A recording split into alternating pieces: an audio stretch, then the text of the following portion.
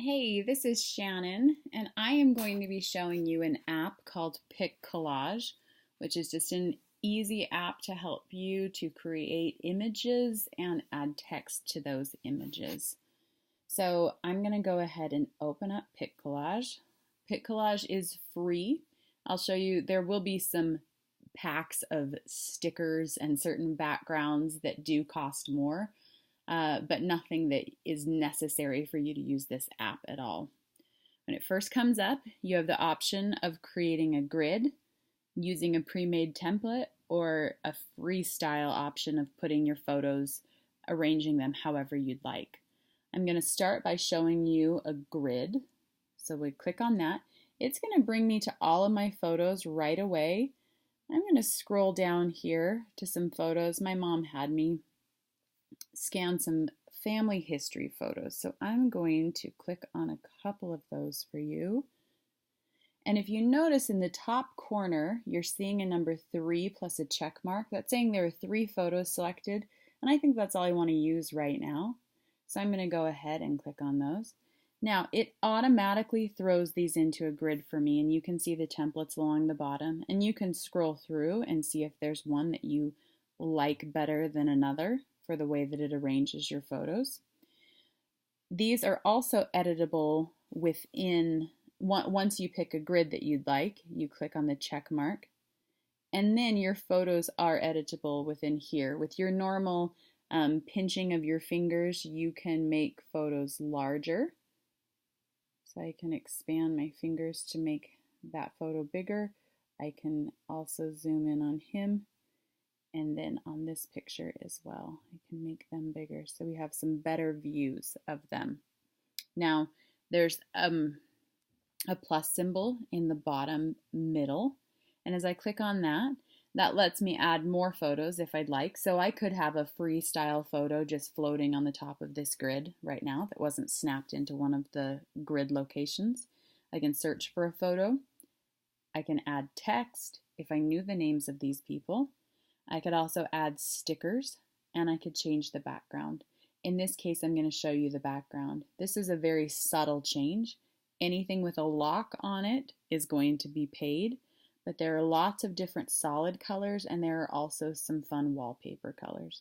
So once I choose one, it gives me a preview and shows me what it looks like. And it kind of looks like an old-fashioned envelope to me, so I'm going to go ahead and use that one by clicking that check mark again that's near the bottom on the right. So now I have a background. The Send To button is what you click on when you're all the way done. You always want to save it to your library just to be safe. That's the easiest way to take any of your images on your iPad and get them somewhere else. But in this case, you also could post it straight to Instagram, Facebook, and Twitter. So I'm going to go ahead and click Save to my library and just okay, so we're saved. And I'm going to go ahead and click the back arrow. And then in the top, you almost can't see it, but there is another arrow there in the top left corner that I'm going to click on. And that shows me my PicCollage I've created. And I also can scroll back over to start a new one. And I'm going to just not create anything, but show you within templates. There are these templates where any time that there's an area that has grayscale cameras in it, that is where if you click on there, you would insert a photo there. Some of them that don't have that grayscale camera portion, it just means it's a freestyle. You can post your photos wherever. There are some birthday things. There are thank you cards. Think of all the times people do amazing things for your class and your students, and maybe you want your students to create personalized cards. There are some family things. So there are just some fun templates that are built in to this. Okay, now I'm going to go back. I'm going to click on Freestyle. Now in Freestyle, if you notice in the bottom left corner, there still is the grid button.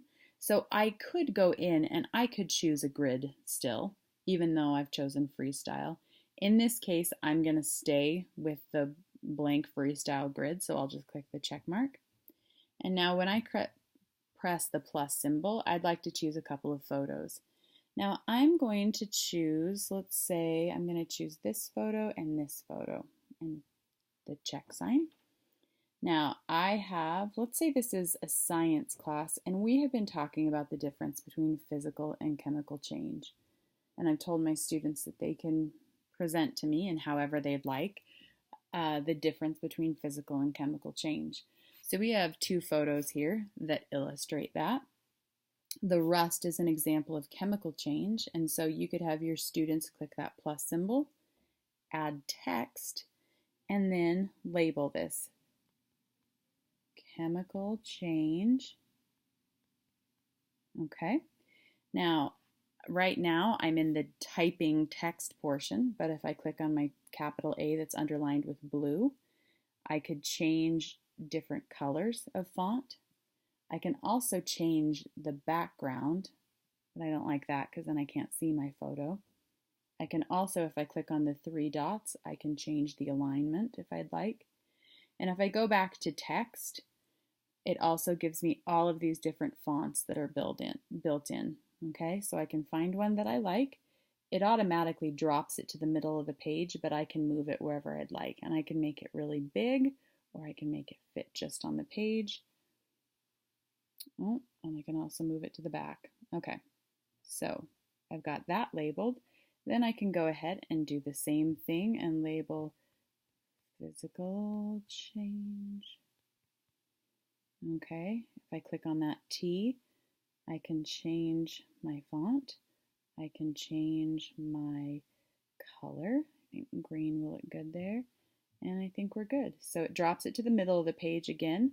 I'm going to move it and use my two fingers and spread them apart from each other to make the text larger. And I can drop it wherever I'd like. And then I'm just going to tap somewhere else on the screen so that I can see what it looks like. And then at that point, your students could email you this photo. They could copy the link to it and email it to you, or save it to the library, depending on whether they all have their own iPads or whether they're using yours. So hopefully you can think of some ways that you could use this in your personal life and in your classroom to be able to share photos in a fun, creative way.